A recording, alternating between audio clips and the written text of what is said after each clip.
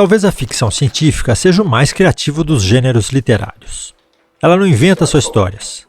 Inventa outras gentes, outras máquinas, outros mundos. E fazendo isso, ela mostra o mundo como ele é. Quando que surgiu a ficção científica?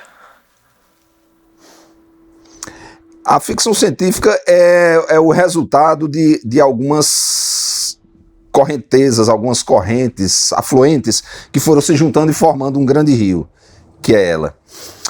Um desses afluentes, uma dessas correntes, é a literatura utópica e de fantasia da antiguidade mesmo. Você tem as Mil e Uma Noites, você tem as viagens de Ulisses na Odisseia, se encontrando com ciclopes, com coisas fantásticas. Então, as viagens imaginárias, as ilhas da fantasia, os monstros, a mitologia toda falando de monstros, transformações, metamorfoses e tudo mais, isso é um dos caudais que enriquece a ficção científica. Logo depois, por volta do século XVII em diante, com a Revolução Industrial, começaram as histórias que eles chamavam lá na Inglaterra de romances científicos. Eram romances que tinham um tema científico por trás. Os romances científicos mais famosos são os de Júlio Verne e H.G. Wells. E no começo do século XX surgiram as revistas de Pulp Fiction nos Estados Unidos, que popularizaram todas essas coisas para gerações sucessivas de adolescentes. Então eu acho que a tradição da antiguidade, da literatura clássica, das lendas, das viagens e tudo mais, o romance científico da Revolução Industrial e as revistas populares dos Estados Unidos. Essas três coisas se juntaram, três coisas que em princípio não tem nada a ver uma com a outra, e geraram, do século XIX para o XX, aí você tem 1000 lugares onde você pode colocar um marco inicial. Para muita gente é 1818 com Frankenstein, da Mary Shelley. E para outros é 1926, com o começo das revistas populares Amazing Stories, fundada em 1926 nos Estados Unidos. A ficção científica ela consegue muito bem fazer crítica social, né, de certa forma. Claro. Por quê? Porque ela imagina mundos e aí consegue fazer utopia? Será que ela pega alguma coisa das escritas utópicas de antigamente e tal? Uma coisa boa que a ficção científica e o fantástico, de um modo geral, tem é a possibilidade de tirar de um lugar que todo mundo conhece. Fazer um lugar semelhante àquele, mas funcionando aqui com leis próprias. Aí você não tem a obra... Porque se eu escrevo uma história, se eu quero falar, vamos dizer, de racismo, aí eu quero falar do Alabama em 1950. Eu, que sou brasileiro, conheço muito pouco do Alabama. Eu conheço o que tem na Wikipédia. Mas se eu escrever uma história ambientada no Alabama para mostrar um problema de racismo lá, aí eu vou ter que saber como era o Alabama de 1950, porque leitores sabem, críticos sabem, e vão apontar uma série de inconsistências, de coisas que não foram... Mas se eu digo, não é Alabama, é um outro planeta que era colonizado dessa e dessa maneira, e tinha negros, e tinha brancos, e tinha isso, e tinha aquilo, então ninguém pode me acusar de falta de exatidão, porque é um universo inventado meu, só que tudo ali está funcionando com as regras do Alabama que eu conheço. É um pouco como aquela piada do bar do português, que todo mundo contando piada de português, e ele já estava puto com aquilo, aí disse, olha, de agora em diante é proibido contar piada de português aqui no bar. Aí no outro dia os caras sentaram, pediram uma cerveja e disseram, era uma vez dois japoneses, um se chamava Manuel, outro se chamava Joaquim. A ficção científica faz muito isso. Era uma vez um planeta, um se chamava Manuel, o outro Joaquim, e as histórias são aquelas, só que ele está desobrigado da exatidão cenográfica, da exatidão histórica, dos erros de continuidade que ele talvez cometesse se ambientasse no universo local. A ficção científica vingou no Brasil ou não? Ela tem surtos sucessivos, pequenas epidemias localizadas que logo são extintas pela crítica, mas eles não matam totalmente o vírus. Aí esse dengue literário reaparece em outro estado, uma década depois, e assim por diante. É o nosso atraso tecnológico que não deixa a gente pensar isso? Não, é um atraso ideológico.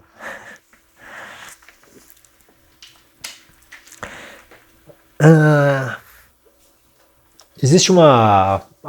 Oi. Quero responder essa aí. Tá. Muitas vezes, quando a gente entra na discussão a favor da existência de uma ficção científica brasileira, usa-se como argumento, nós temos a barreira do inferno, o projeto espacial brasileiro, o Brasil está muito adiantado em informática, O Brasil produz videogames, o Brasil tem tecnologia, o Brasil está muito adiantado em biotecnologia, por exemplo. As pesquisas sobre AIDS no Brasil são vanguarda no mundo inteiro. Nós temos o Miguel Nicoleles fazendo o garoto andar com um exoesqueleto na Copa do Mundo e assim por diante. Mas esse não é o ponto. A ficção científica não depende da existência de tecnologia avançada no país. Depende da existência de literatura avançada no país. Ela é só literária. A ficção científica não é um efeito colateral da ciência. Ela é um efeito colateral, se for, da literatura. Basta que exista uma literatura com horizontes abertos o suficiente para ser capaz de assimilar e aceitar essas narrativas que fogem um pouco àquela tradição central da literatura brasileira, que é realista, psicológica e social. A literatura brasileira é que precisa se abrir mais. Os críticos, os resenhadores de jornal e a universidade, para aceitar que o Brasil também pode participar dessa literatura fantástica, imaginativa, futurista, com os seus próprios recursos, que não são necessariamente da ciência, são mais da literatura. Existe um preconceito em relação à ficção científica por ela ter vindo das revistas pulps e tal? Há um preconceito meio específico aqui no Brasil, contra dois aspectos da ficção científica. Primeiro, é coisa de garoto. E segundo, é coisa de americano. São duas verdades. Como todo clichê, tem um fundo de verdade, né? É coisa de garoto. Claro, todo mundo começa a ler ficção científica quando é garoto. Eu comecei com 9 anos. Os grandes escritores da ficção científica começaram todos com 9, 10, 11, 12 anos de idade. É muito raro você pegar um grande escritor de ficção científica que diga que só foi apresentado ao gênero depois dos 20 anos. É muito raro isso. Eu leio o tempo inteiro biografias, resenhas, entrevistas e tal. Todos são inoculados na adolescência. É uma doença infantil, como o comunismo. Como o esquerdismo é a doença infantil do comunismo, a ficção científica é uma doença infantil de garotos expostos a uma grande quantidade de literatura popular. Por que a crítica não gosta da ficção científica brasileira? A crítica é muito desinformada. A crítica lê pouco. E a crítica tem a obrigação de ler os clássicos, de estar em dia com a literatura ocidental, porque a literatura chinesa, japonesa, não se comenta aqui no Brasil, né? Está em dia com a literatura ocidental, que significa Estados Unidos, América do Norte, Europa como um todo, e alguma coisa da América Latina. Que tempo eles vão ter para ler ficção científica? Não tem. Os críticos literários brasileiros geralmente leram um pouco de Júlio Verne e um pouco de H.G. Wells, porque isso não lhes foi apresentado como ficção científica, e sim como literatura para jovens. Eles leram. Mas quando começaram a se interessar pela literatura em si, o peso que a literatura realista, o chamado mainstream, tem dentro dos estudos literários no Brasil é absoluto. Não deveria ser assim, porque nós temos a necessidade disso, sou totalmente a favor da literatura realista, mas temos a necessidade do fantástico também. Há uma desproporção muito grande e os críticos são desinformados. Eu vejo muitos críticos falando mal da ficção científica e eu penso cá comigo, eu digo, se ele lesse fulano, cicrano ou beltrano, ele ia ficar de queixo caído, porque esses caras fazem o que ele reclama não encontrar em Asimov, em Clarke e assim por diante. O que caracteriza um mau livro de ficção científica? Quando que você acha que ele é ruim? O fã de ficção científica, ele não abre mão. Ele é um pouco como aquele cara que diz, sexo é uma coisa tão boa que até quando é ruim é bom também. Então que até quando é ruim a gente gosta. Ficção científica é uma coisa tão boa que até quando o livro de ficção científica não é muito bom, a gente gosta porque diz, tá certo. Agora, aquela descrição no capítulo 20 dos seres que moram no subterrâneo e que enxergam no escuro e que pulam e que se comunicam através do ritmo dos pulos dele, da batida dos pés deles no chão, essa ideia é legal. Tem um monte de livros completamente sem pé nem cabeça, livros medíocres, com personagens de papelão, histórias cheias de coincidências e de conveniências para o autor, salvamentos no último 0001 da contagem regressiva e todos os clichês que você imaginar, mas que tem uma ideia maluca como essa que você diz, pô, essa ideia é realmente notável, valeu o livro. Então, a boa ficção científica é uma espécie assim de um jorro do inconsciente em forma de imagens E quando ela se manifesta dessa forma, até a Pulp Fiction mais radical, mais rasteira, ela mostra uma coisa interessante. Eu não gosto muito do livro de ficção científica quando você vê que o sujeito tem muito conhecimento de ciência, muito conhecimento de astronáutica, de astronomia, disso e daquilo, mas ele é incapaz de escrever uma cena de um cara tomando vinho com uma moça que ele acabou de conhecer no hotel, onde os dois estão hospedados, e mandando um papo para ela e subindo com ela para o quarto. Você vê que aquilo é uma coisa que não faz parte da vida daquele autor, que ele nunca fez aquilo e não sabe como se faz aquilo. Autores que vão descrever uma família média norte-americana, um casal com um casal de filhos, e não sabem descrever uma cena de pai, mãe, dando café da manhã para os filhos e botando a mochila nas costas para mandar para a escola. Ele nunca passou por aquilo, ele é um cara fora da realidade, é um nerd nesse sentido, que não sabe como é a vida comum das pessoas. Então, quando o escritor de ficção científica perde essa parte realista, e isso é uma coisa que o Philip K. Dick, por exemplo, nunca perde, a parte realista, a parte de vida em família dos livros de Philip K. Dick é extremamente veraz do ponto de vista emotivo. Até as paranoias de casal, as paranoias de funcionário de uma organização e assim por diante. Quando eu vejo que ele não tem isso, que ele não tem esse contato com a realidade, a irrealidade dele me parece uma coisa muito imaterial. Não vale a pena conhecer o inconsciente de um cara cujo consciente é tão desinteressante. Um grande motor é a metáfora um grande motor da ficção científica é ser metáfora do mundo moderno? É um dos grandes, porque a ficção científica, na verdade, ela sempre foi, desde o início, uma literatura coletiva, onde cada um era livre para ir na direção que lhe conviesse. Cada autor explorava na direção que fosse mais cômoda para a imaginação, para o tipo de imaginação e o tipo de informação que ele tinha. Então, ela é uma literatura muito contraditória, porque cada vez que você tenta fechar a ficção científica numa característica, você vai encontrar características opostas também e com o mesmo relevo, com escritores da mesma importância. Então, por exemplo, tem ficção científica conservadora e liberal, de direita e de esquerda, machista e feminista, em todos os graus de radicalidade.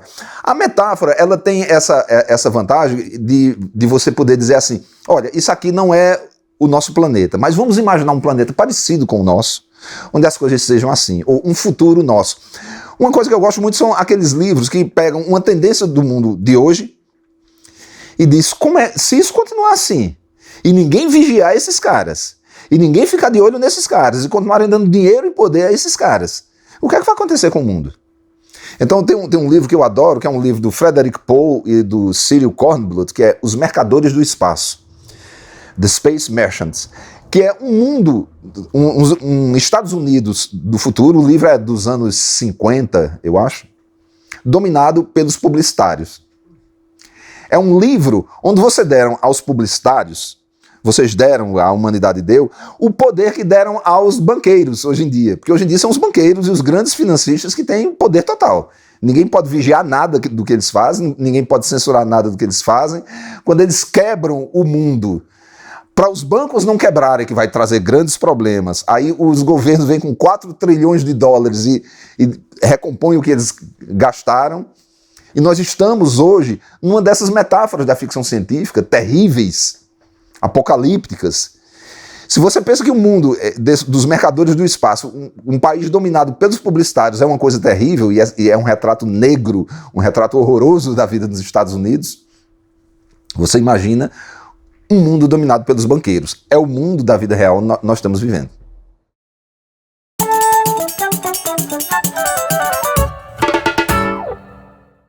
Philip K. Dick nasceu em Chicago em 1928. Apaixonado por ficção científica, ele começou escrevendo em revistas populares. Suas obras foram conquistando um público cativo e ele, aos poucos, deixou o anonimato. O sucesso definitivo veio com O Homem do Castelo Alto, que descrevia um mundo no qual a Alemanha e o Japão haviam vencido a Segunda Grande Guerra. Depois disso, várias de suas obras foram adaptadas para o cinema. Em seus livros não há marcianos, monstros ou naves espaciais, mas personagens comuns que vivem em mundos alternativos. Philip K. Dick escreveu 121 contos e 44 romances. Em todas essas obras, ele parece querer nos lembrar que não há uma realidade, mas várias percepções de algo que só por convenção chamamos de real.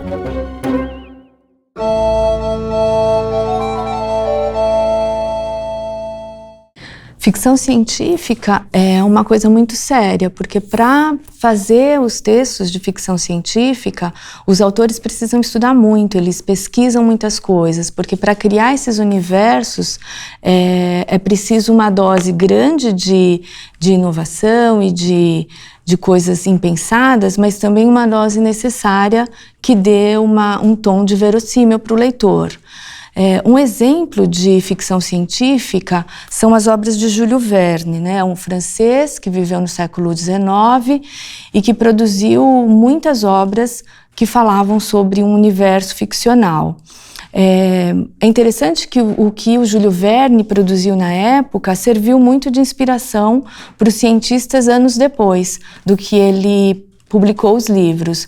Um exemplo é este livro, que se chama 20.000 Léguas Submarinas, em que ele conta uma aventura nos mares, e ele apresenta um submarino que na época era impossível de ser pensado, tanto que um submarino semelhante ao que o Júlio Verne propõe na história só foi conseguido ser construído 20 anos depois. Então, acho que hoje, lendo um leitor lendo o livro, as aventuras continuam incríveis, mas talvez esse tom de ficção científica precisa ser considerado nesse momento histórico. Além da camada da ficção científica, Júlio Verne coloca uma outra camada que é um viés político, um posicionamento político. Ele fala sobre a luta dos povos oprimidos contra as nações opressoras da época. E ele coloca na boca do comandante Nemo uma frase em que ele diz: a Terra não precisa de novos continentes, a Terra precisa de novos homens. Então tem um posicionamento crítico para além de tudo que ele coloca dessa ficção científica nesse livro. Vale a pena ler.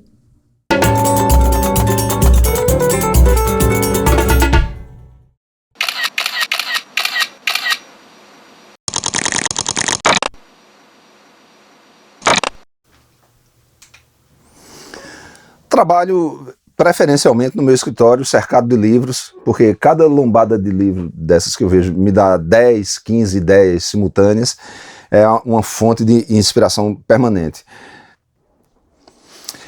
Eu durmo tarde e acordo tarde. Quando acordo tarde significa geralmente por volta de 11 horas, meio-dia, eu tomo banho, tomo café, visto a roupa como se eu fosse sair, como se eu fosse trabalhar fora de casa e sento aqui nesse computador.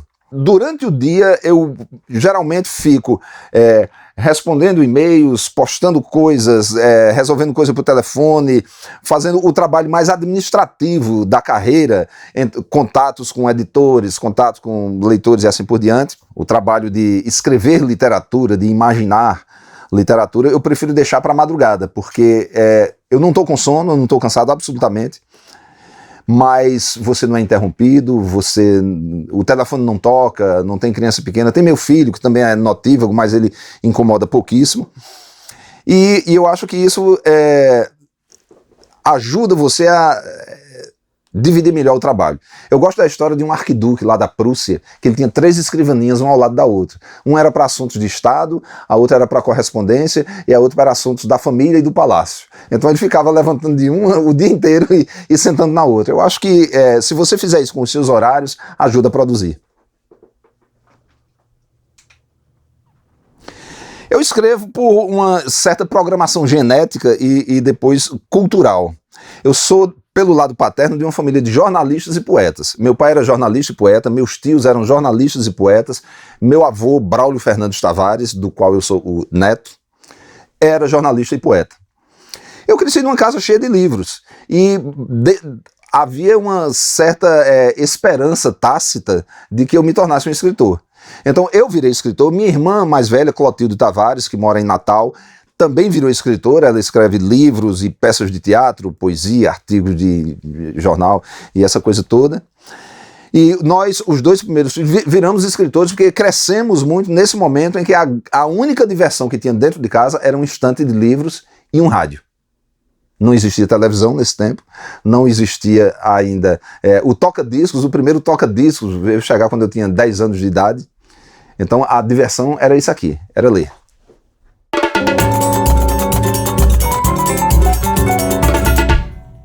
E aí pessoal da Super Libres, tudo bem? Meu nome é Sam e o tema do vídeo de hoje é ficção científica no Brasil. Para defender os meus argumentos, eu decidi trazer para vocês nesse vídeo uma coletânea com os melhores contos brasileiros de ficção científica, trazidos pela editora Devir em 2 volumes.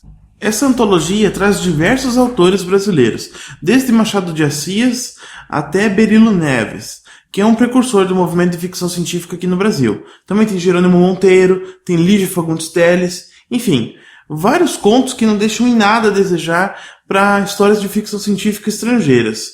A própria Lígia Fagundes Telles, com o conto Seminário dos Ratos, para mim é uma mistura bem interessante de algo como o George Orwell, da Revolução dos Bichos, e o Douglas Adams, com aquele humor irônico e sarcástico que ele tem. Então são obras de ficção científica de alto nível. Se existe uma produção de alta qualidade na ficção científica brasileira, por que o gênero não é reconhecido no nosso país? Eu acredito que existem 2 causas principais para que isso aconteça. A primeira é o estereótipo de que literatura de ficção científica é criada para cientistas, então ela é voltada para cientistas, o que não é verdade. Como eu acabei de comentar, alguns desses contos nem tratam de ciência, tratam de crítica social ou de relação entre seres humanos, que é um tipo de conteúdo que pode ser abordado em qualquer gênero, e nesse caso foi abordado em um gênero de ficção científica. Mas existe esse estereótipo que eu acredito que afasta a literatura das pessoas, a literatura de ficção científica, né?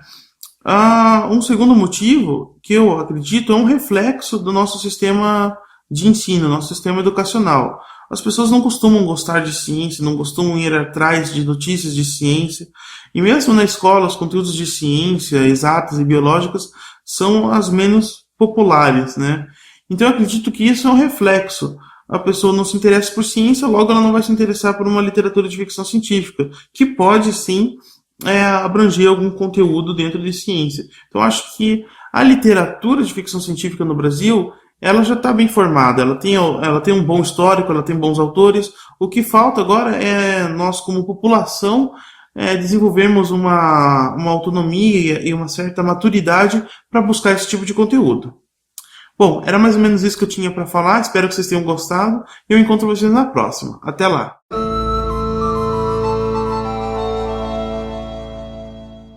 Marcelo, audiobook, take 2 câmera, take 7 som. Quer que eu passe debaixo de uma palma? Então lá.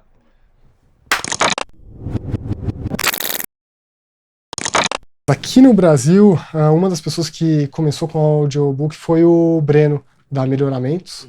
Né? Ele começou trazendo, ele foi na Alemanha, que já tinha bastante audiolivro, ele viu aqueles cassetes na época, né? Achou super legal e trouxe para cá. Foi realmente a questão de começar a escutar 1 livro, 2 livros, 3 livros, e o audiobook ele tem essa facilidade de poder estar andando de um lugar para o outro, fazendo alguma outra atividade, que realmente você consegue ir escutando o livro, pegar a história e em pouco tempo, foram 6 meses, foram mais de 18 livros que você vai escutando indo e voltando de carro, andando de um lado para o outro. Então acaba entrando, puxa, é um negócio que eu não conhecia e que me fascinou. Na parte de escolha, a gente conversa com a editora, uma vez que a editora falou, são esses os livros, a gente sai atrás das vozes, né? A gente sempre traz umas 5 vozes ou mais vozes como escolhas, a gente tem um banco de dados de vozes, tanto nossos quanto das parceiros que a gente tem de produção, e a gente oferece as vozes para a editora. A editora escolhe, vê quais são as vozes que são mais interessantes, e a gente grava um primeiro piloto de 15 minutos. Aí a editora aprova, estando ok, a gente faz a produção do livro inteiro e a gente vai passando para a editora. É uma coisa que você está indo de um lado para o outro no trabalho, está no metrô, poxa, uma história gostosa para você escutar, que seja bem contada, com um narrador profissional, com um ator realmente que traz a emoção do livro, é muito gostoso de se escutar. Vale a pena, é uma outra experiência de leitura, mas é muito gostoso de escutar. A gente está agora próximo aí do lançamento com toda a plataforma de uma maneira diferente. Você não vai ter mais só em CD, mas você vai ter ele no seu aplicativo. Você baixa ele e você pode navegar pelo aplicativo, buscar os livros que você gostaria de ouvir. Você baixa uma amostra, ouve ele, gostou, compra o livro, ou pelo site você compra o livro e aí você tem na sua biblioteca. O passado nunca irá explicar o nosso presente, seja ele como for.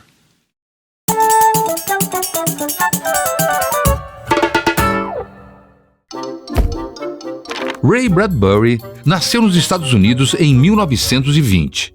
De origem humilde, só completou o 2º grau, mas frequentando bibliotecas públicas, começou a se interessar por ficção científica. Sua obra mais conhecida talvez tenha sido o romance distópico Fahrenheit 451. Ele descreve um futuro tenebroso, no qual livros são proibidos e ter opiniões próprias é perigoso. E tem este nome porque o papel queima a 451 graus Fahrenheit. Com esse libelo contra as tiranias, Bradbury criticou também a massificação da cultura e o desprezo pela formação de espíritos livres que a leitura deveria formar. Ray Bradbury é um dos mais importantes autores de ficção científica do século XX, mas, ironicamente, detestava a tecnologia. Nunca aprendeu a dirigir ou usar um computador.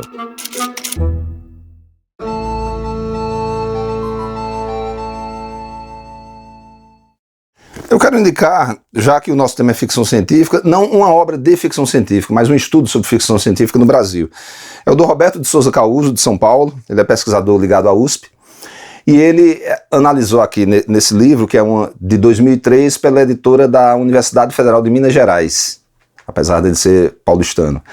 A ficção científica, a literatura de fantasia e de horror no Brasil, como isso surgiu, as influências que sofreu, como ganhou popularidade, respeito e tudo mais.